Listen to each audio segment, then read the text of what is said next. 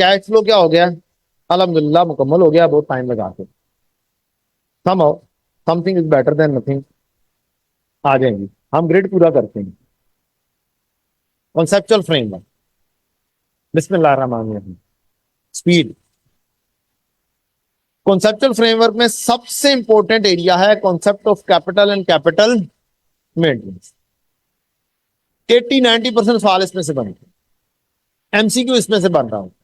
ये एक छोटा सा टेबल है, ये पूरी चीज को क्लियर करेगा। दो किस्म के मेंटेनेंस हैं, फाइनेंशियल कैपिटल मेंटेनेंस और फिजिकल कैपिटल मेंटेनेंस। जो फाइनेंशियल कैपिटल मेंटेनेंस है वो दो हिस्सों में तकसीम हुआ है, रियल फाइनेंशियल कैपिटल मेंटेनेंस और मनी फाइनेंशियल कैपिटल मेंटेनेंस। ये जो इन्वेस्टर होते हैं, जो बाहर बैठे होते हैं, वो देखते हैं फाइनेंशियल कैपिटल में, और जो इंटरनल मैनेजमेंट है वो देखती है फिजिकल कैपिटल में। जो रियल फाइनेंशियल कैपिटल मेंटेनेंस है ये हमारी परचेजिंग पावर को डील करती है, और जो फिजिकल कैपिटल मेंटेनेंस है, इंटरनल जो बंदे हैं वो ये देखते हैं कि जो सी चीज इस साल में परचेज की है, सेम चीज अगर अगले साल में परचेज करनी पड़ेगी तो हमें कितना इजाफी पैसा रिटेन रखना। हमें जो मैनेजमेंट वाले हैं, हमें इंटरनल प्रोडक्ट्स का पता होता, और हमें उससे रिलेटेड इन्फ्लेशन का भी नॉलेज होता, specific related to the product. इसलिए हम यहां पर स्पेसिफिक इन्फ्लेशन यूज करते हैं मैनेजमेंट वाले। लेकिन बाहर की जितनी भी दुनिया है, जो इन्वेस्टर है, उसे इंटरनल प्रोडक्ट का डिटेल में नहीं पता होता, उसे ओवरऑल इन्फ्लेशन कितनी चेंज हुई है, जनरल इन्फ्लेशन का फैक्टर क्या रहा है, उसे सिर्फ वो पता होता।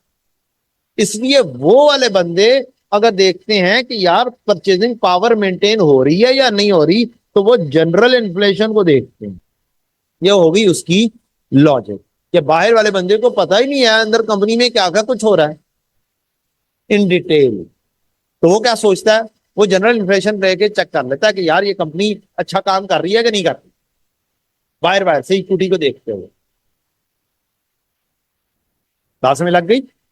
और जो इंटरनल मैनेजमेंट है वो क्या करती है, वो कहती है जनाब जो सी प्रोडक्ट है, हमें अगले साल भी इतनी प्रोडक्ट्स खरीदनी है, इसके लिए कितनी इंक्रीज करें इक्विटी को, कितना जो प्रॉफिट कमाया उसे रिटेन करके रखें कि हम अगले साल भी क्या करें, उतनी ही पावर के ऊपर हो, उसी कैपेसिटी के ऊपर खेलें। तो इस वजह से हम स्पेसिफिक इन्फ्लेशन लिखते हैं। ये concept real financial capital maintenance कहता है कि इक्विटी मेंटेन होगी या इंक्रीज होगी यूजिंग जनरल इन्फ्लेशन रेट, और स्पेसिफिक रेट होगा किसके लिए, फिजिकल वाले। एक एंट्री बताई गई है कि हमने प्रॉफिट में से अलहदा करके जनरल इन्फ्लेशन का एक रिजर्व अलहदा करके रखना। जैसे हम एंट्री पास करते हैं ना, रिटेन्ड अर्निंग डेबिट और जनरल रिजर्व क्रेडिट, यहां पर कैपिटल मेंटेनेंस के जो concept of capital and capital maintenance conceptual framework में एंट्री थोड़ी सी जरा सी और दी हुई है, काम वही है। और ये दी हुई है कि जी प्रॉफिट को ही कम करो और अलहदा से रिजर्व रखो रिटेन्ड अर्निंग की रुपए, ठीक, तो आपका प्रॉफिट ही कम हो जाएगा, और इसका नाम है profit and loss debit general reserve credit.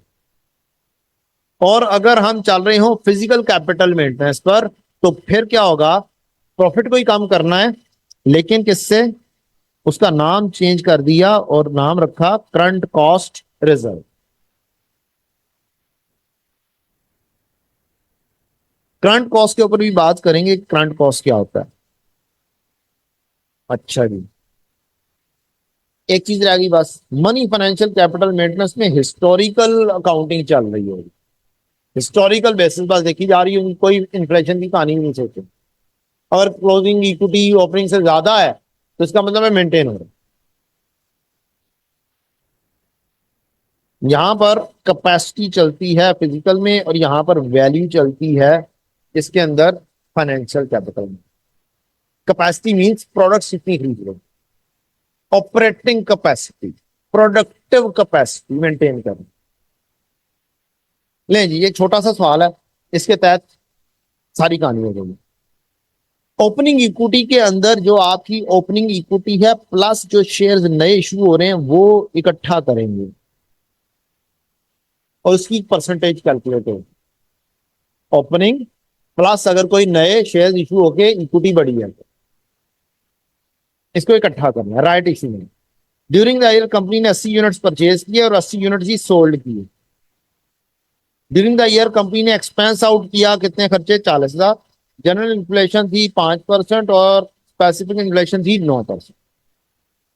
अब मैंने यहां पर आपके लिए इक्विटी को 2-3 हिस्सों में तोड़ दिया। ओपनिंग इक्विटी में share capital, share premium, general reserve सब कुछ आ रहा है और वो बन गए कितने, 700, 100।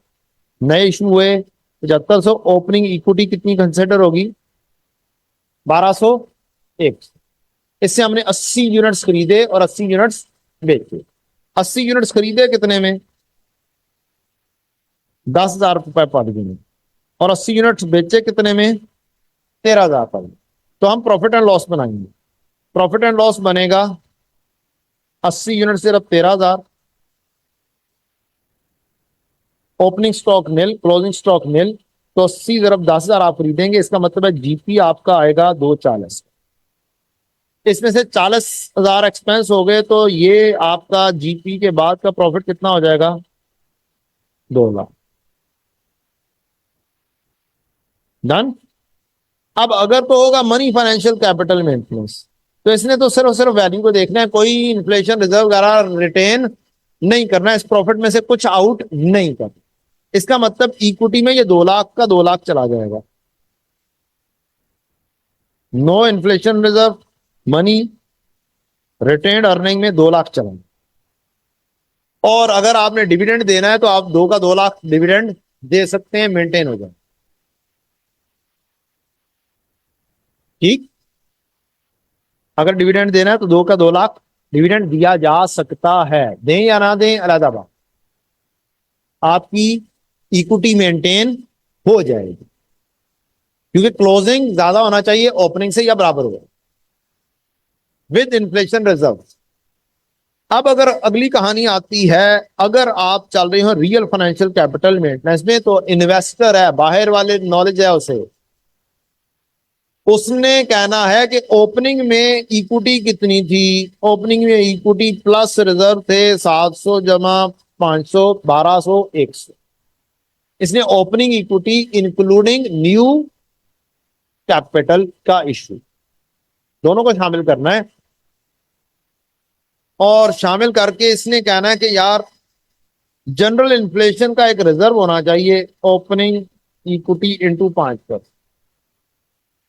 ये एक फार्मूला है, इसमें से इतना रिजर्व निकाल दो, इतने पैसे इन्फ्लेशन रिजर्व के तौर पर रखो, अलहदा से कर रखो।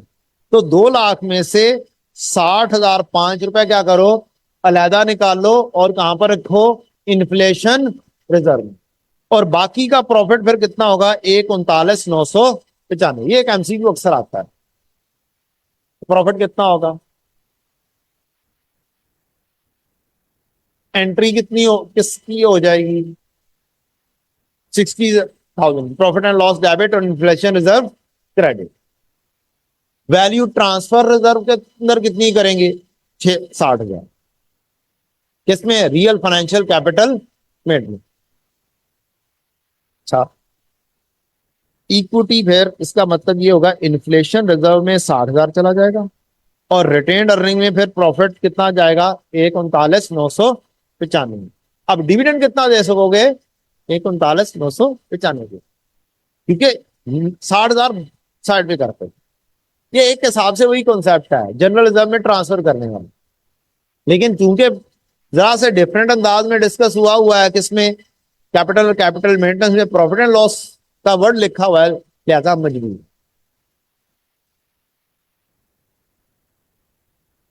कॉन्सेप्ट वही है बेसिकली कि कुछ पैसे लादा से करके रख लो। फ्यूचर के लिए। और जनरल रिजर्व में ट्रांसफर करने का भी मकसद यही है जो statement of changes in equity में आप लोग करते हैं। आखिरी कहानी, अगर आप चल रहे होंगे फिजिकल कैपिटल मेंटेनेंस पर, इंटरनल बंदे सोचेंगे जो हमारी स्पेशल अपनी प्रोडक्ट है उसका इन्फ्लेशन की परसेंटेज क्या है, उसकी स्पेसिफिक है 9%। कम भी हो सकती है, ज्यादा भी हो सकती है, तो अक्सर ज्यादा ही होता है। तो हम करंट कॉस्ट मीन्स आज आएगी कितने में, रिप्लेसमेंट कॉस्ट क्या है, इसलिए इसको बोलते हैं करंट कॉस्ट रिजर्व। आज क्या कॉस्ट है उन्हीं चीजों की जो हम खरीद कर बेच रहे हैं, उनकी कॉस्ट बढ़ जाएगी तो पैसे निकाल लो और ओपनिंग इक्विटी में से ट्रांसफर करके प्रॉफिट में से अलग करके रख लो। तो 2 लाख में से 1,08,009 अलग करके रख देंगे करंट कॉस्ट रिजर्व में। तो आपका क्या कहानी बन जाएगी, इन्फ्लेशन रिजर्व बोल रहे हैं या क्या बोल रहे हैं हम इसको, करंट कॉस्ट रिजर्व। ये अलग से कर दोगे तो प्रॉफिट क्या हो जाएगा, कम हो जाएगा, डिविडेंड भी कम जाएगा। ये छोटा सा कॉन्सेप्ट है और एक छोटी सी टेबल के अंदर ये सारे कॉन्सेप्ट डील होते हैं। वो छोटी सी टेबल ये स्टडी टेस्ट उठाइएगा, उसके अंदर एमसीक्यूज करने की कोशिश कीजिएगा, 80% प्लस इस एक टेबल से डील हो, या 70% प्लस।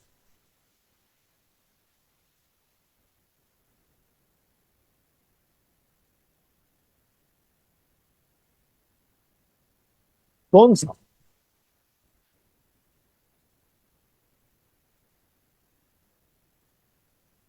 आई कैप की बुक में क्या था, ये लो ना, ये देखो रियल प्रॉफिट कितना है, ये रियल प्रॉफिट है ये वाला 1,39,995। ठीक, अब आपके पास ओपनिंग इक्विटी मौजूद है, आपने ये वाली वैल्यू निकाली, एक्चुअल प्रॉफिट के ऊपर पहुंचे, दोनों को जमा किया तो 2 लाख पे पहुंचे, रिवर्स बैक एडअप करो, कैलकुलेशन करो और कहां पे पहुंच जाओ, टोटल प्रॉफिट पे पहुंच जाओगे। यहां से अगर पहुंचना है आपने किसके ऊपर, इसके ऊपर, तो 2 लाख पे पहुंच गए, उसमें से 1,08,000 माइनस करो तो कहां पे पहुंचते हो, घरने में पहुंच जाओगे। पास में लग गई। सवाल ये आया है कि अगर हमारे पास ये इन्फ्लेशन की परसेंटेज बस दी हुई है, ये बोला हुआ है कि रियल के मुताबिक ये वाला प्रॉफिट है, तो ये वाला प्रॉफिट है, इसके अंदर ये वाली वैल्यू जो ट्रांसफर प्रॉफिट एंड लॉस से करके रिजर्व में ट्रांसफर कर रहे हो, ये कैलकुलेट करो, एड अप करो, एड अप करोगे तो आप पहुंच जाओगे इस प्रॉफिट पे 2 लाख पे। अब इस 2 लाख से नई रेशियो कैलकुलेट करो 9% पर और पहुंच जाओगे फिजिकल के ऊपर। तो ये वाली कहानी है, कोई और कहानी नहीं। क्लियर, ये 2 एंट्रीज होंगी जी, रियल में और फिजिकल में। अब उन स्टूडेंट्स का मसला जो ये भूल जाते हैं कि कहां पे कौन सी चीज अप्लाई कर रहे हैं, तो कोई ना कोई जुगाड़े मौजूद हैं। वो जुगाड़ क्या है, गौर से देखें, रियल के स्पेलिंग क्या है और जनरल के स्पेलिंग में भी ई आ रही है ला।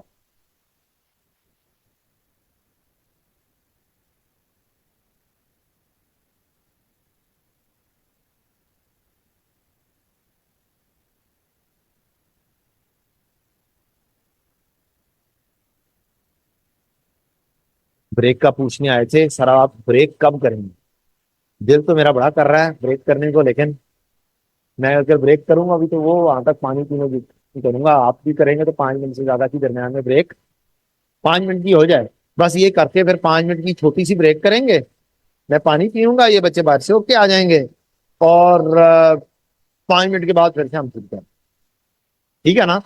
लेकिन बाद में ब्रेक हमारी होगी तकरीबन 1:20 के ऊपर हम ब्रेक करेंगे और रफली आधे घंटे की ब्रेक करेंगे और फिर हम उसके बाद एंड पर छोड़ेंगे आपको 6 बजे के नजदीक, क्योंकि हमने कोर्स को अच्छा कवर करना, कोशिश मेरी यही है कि आपको इन डेप्थ क्या हो रिवीजन में।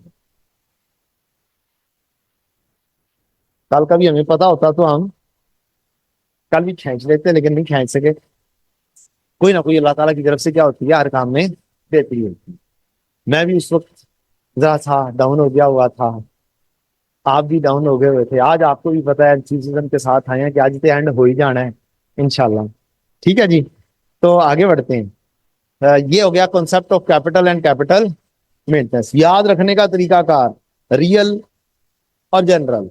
दूसरा याद रखने का तरीकाकार, इसके अंदर आर आ रहा है, जनरल में भी आर आ रहा है, फिजिकल में भी पी है और स्पेसिफिक में भी पी। स्पेसिफिक में आर नहीं आ रहा, फिजिकल में भी आर नहीं है, रियल में भी पी नहीं आ रहा और जनरल में भी पी नहीं है। तब भूलना नहीं चाहिए। मीन्स अगर भूलो भी तो स्पेलिंग के अंदर ही चीज छुपी हुई। ठीक है जी। और मनी फाइनेंशियल कैपिटल में इसमें इन्फ्लेशन ही नहीं आ रहा ना, उन याद रखना तो काम है। ले जी, दूसरी अहम चीज, ये सवाल था, एक सवाल है, कौन सा? यस। दूसरी अहम चीज है हमारे पास जो है मेजरमेंट बेसिस।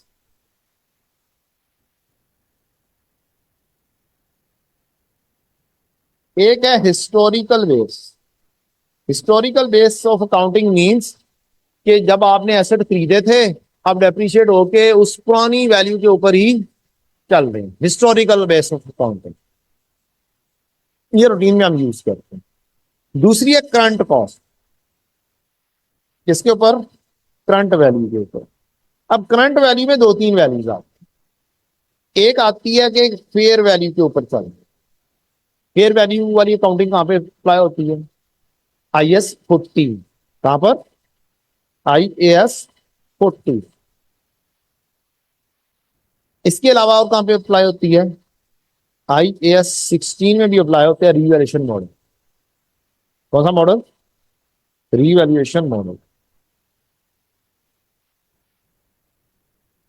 दूसरी, वैल्यू इन यूज, ये कहां पे अप्लाई हो जाती है?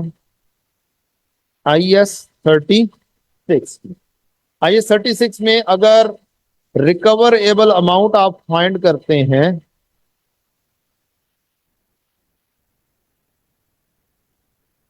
वो होती है हायर ऑफ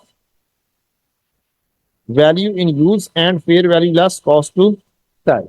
तो अगर आपकी वैल्यू इन यूज हायर है तो कौन सी अकाउंटिंग के ऊपर शिफ्ट करेगा carrying amount? Value in use पर। और वैल्यू इन यूज आज की वैल्यू है, present value, future cash flows. ठीक, तो उसको भी क्या बोलेंगे? Current value. तीसरी है जी आपकी करंट कॉस्ट, रिप्लेसमेंट कॉस्ट वाली। ये स्पेशल कॉन्सेप्ट है, इसका कॉन्सेप्ट समझ लेंगे। आपने एक गाड़ी खरीदी, गाड़ी का कोई नाम सोचे? सिविक खरीदी, क्या जबरदस्त सिविक बनाई है।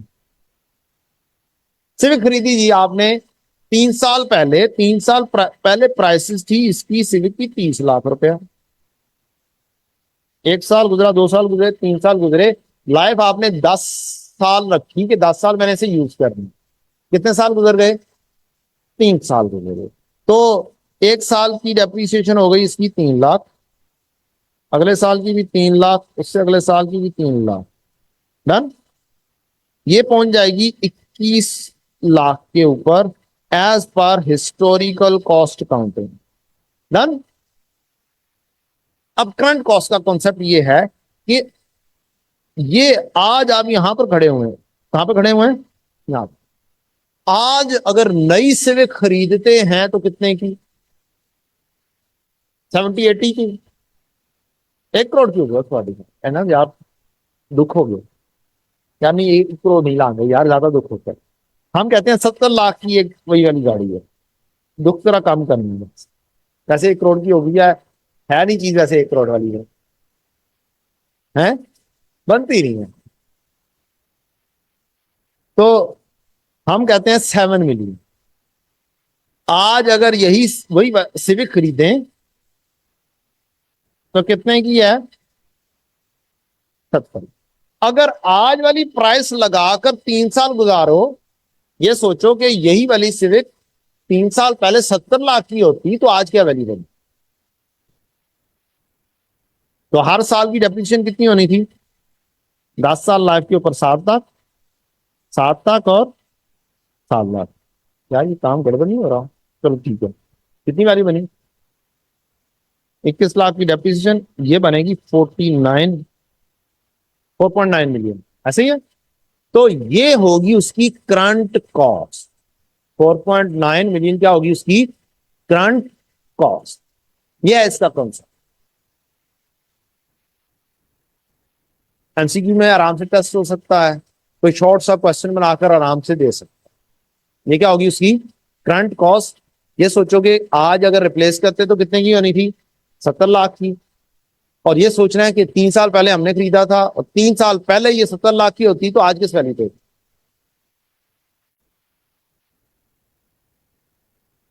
रिप्लेसमेंट कॉस्ट बोलेंगे तो 70 लाख, करंट कॉस्ट बोलेंगे तो 4.9। ठीक, हाँ समझ लग गई? नहीं, ये वाला सवाल है। इसके अंदर वो कह रहा है कि अदील on the machine which is purchase 2 years ago, 2 lakh की। एक्यूमुलेटेड डेप्रिसिएशन इसकी कितनी हो चुकी है? 80,000। Based on 5 years life using straight line method, the machine could be sold in the market at fair value 1 lakh, but there would be a dismantling cost of 10,000। Cash flow from existing machine are estimated at 50,000 for the next 2 years, followed by 40,000 in the last year. Relevant discounted at 10%. Replace the machine with new version would cost 220। ये इसकी replacement cost है, current cost नहीं। कितने साल गुजर चुके हैं? 3 साल गुजरे हैं या 2 साल? ये देखेंगे कितने साल गुजरे हैं, यहां से पता चलेगा कितने साल गुजरे हैं।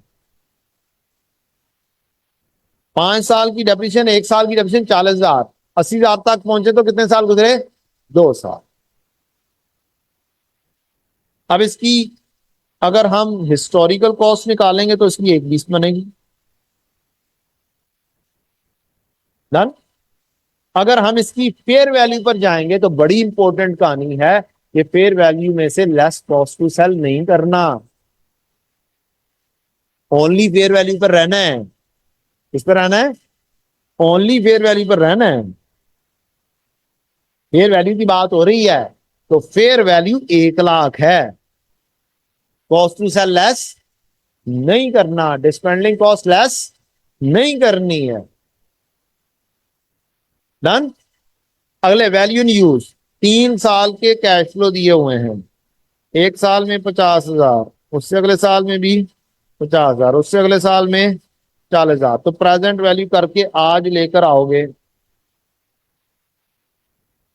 50 जरा 1 पॉइंट रेट क्या था? 10%। 1.1 रेज पावर -1 प्लस 50, 1.1 -2 प्लस 40, 1.1 -3। ये आपकी नेट प्रेजेंट वैल्यू हो जाएगी, यही आपकी वैल्यू इन यूज हो जाएगी।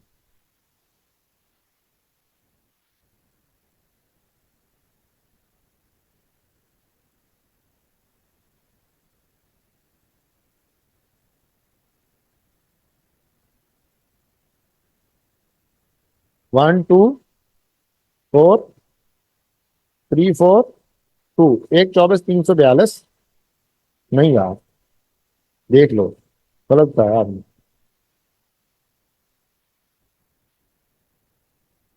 गलत बताया। मैंने तो शॉर्टकट लगा दिया था, 1000 को भी कॉमन ले लिया।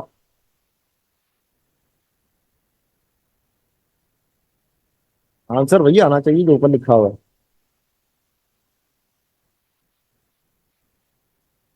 116.829।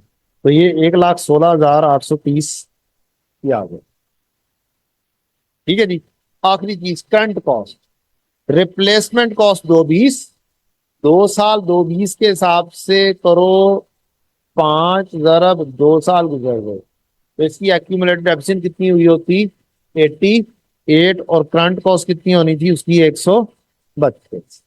ये दो बहुत मेजर कॉन्सेप्ट, बाकी के भी कॉन्सेप्ट्स हैं लेकिन ये दो बहुत मेजर थे। और सबसे ज्यादा टेस्ट होने वाला तो concept of capital and capital maintenance है। टेस्ट होने के कोई भी चीज टेस्ट हो सकती है, तो थोड़ा सा एक दफा गो थ्रू करना है स्टडी टेक्स्ट को। इंशाल्लाह इंशाल्लाह क्या होगा, मसलन एक चीज आ रही है आपकी, definition of asset, liability, equity, income और एक्सपेंसेस की डेफिनेशन, क्या क्या डेफिनेशन है, एलिमेंट्स ऑफ फाइनेंशियल स्टेटमेंट।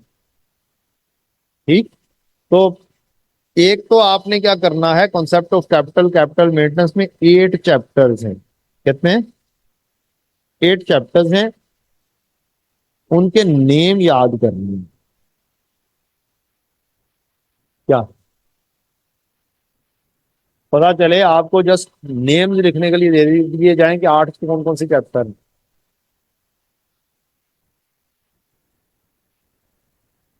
ठीक, तो नाम कम से कम आपको पता होने चाहिए। नाम पता लग जाएंगे तो उसके अंदर से थोड़ी थोड़ी सी हल्की हल्की सी थियरी पढ़ लोगे तो क्या हो जाएगा, जिंदगी स्कूल में आ जाएगी इंशाल्लाह। नहीं जी, 5 मिनट की ब्रेक लें, फिर हम शुरू करते हैं अगला स्टैंडर्ड IS 40 इंशाल्लाह।